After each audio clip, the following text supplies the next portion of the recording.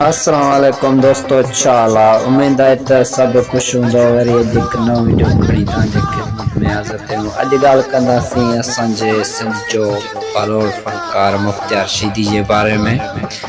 मुख्तियार शीदी जेको छा कंदो पहिरियां ऐं केतिरे ताईं मुख्तियार शीदी पढ़ियो, उन खां पोइ राग ॻायो मुख्तियार शीदी, उन ॻाल्हि में असां ॻाल्हि कंदासीं। अचो त वीडियो शुरू था कयूं।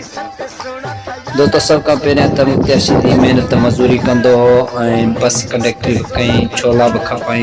उन खां पोइ जेको आहे मुख्तियार शीदी राग शुरू कयो। उन खां पोइ नात मुख्तियार शीदी चया ऐं सिंधी कलाम भी घणई मुख्तियार शीदी चया आहिनि।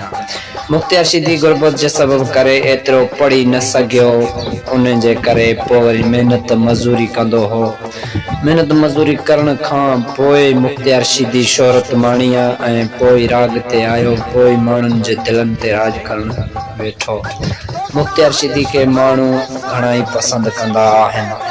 मुख्तियार शीदी जा कलाम घणई माण्हू ॿुधंदा आहिनि ऐं कई माण्हू वरी इन जा नात ॿुधंदा आहिनि, छो त मुख्तियार शीदी हिकु सुठो फनकार हुयो।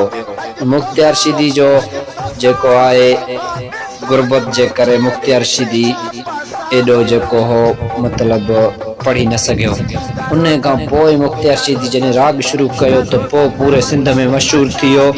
पोइ मुख्तियार शीदी शोहरत माणी ऐं सभ खां पहिरियों मशहूरु थियण वारो कलाम कहिड़ो हुअसि, कहिड़ियूं चुमे चुमा दिल भर मां तुंहिंजूं निशानियूं। उन कलाम खां वठी मुख्तियार शीदी मशहूरु थी चुको आहे। अॼु वीडियो इहो हुयो, वरी मिलंदासीं इंशाअल्लाह ॿिए वीडियो में। दुआ में यादि। अस्सलाम वालेकुम। जेके असांजे वीडियो ते नया आहियो त असांजे चैनल खे सब्सक्राइब कजो ऐं लाइक कजो और बेल आइकन वारे बटन खे क्लिक करणु न विसारिजो।